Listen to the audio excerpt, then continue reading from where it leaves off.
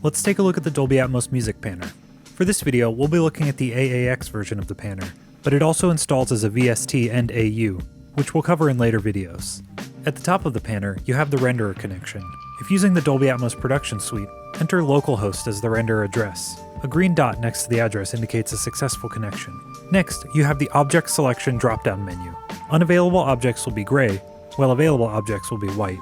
Ensure that the object selected in the panner matches the object output of the track. Next, you have the elevation toggle and height controls.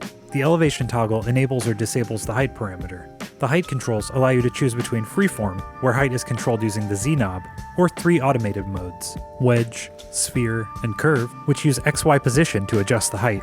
In the room view, you can pan the object by clicking and dragging, or by using the knobs. The size knob controls the size of the object, represented by a halo surrounding the object. The color of the object represents the input signal. The music panner has a step sequencer that can be used to easily create dynamic, tempo-based pans. Click to enable or disable the sequencer. When the sequencer is enabled, any previously set XY pan settings will be ignored, though object size and elevation will be retained. The sequencer tempo is locked to the session tempo, and the step duration is set in the drop-down menu.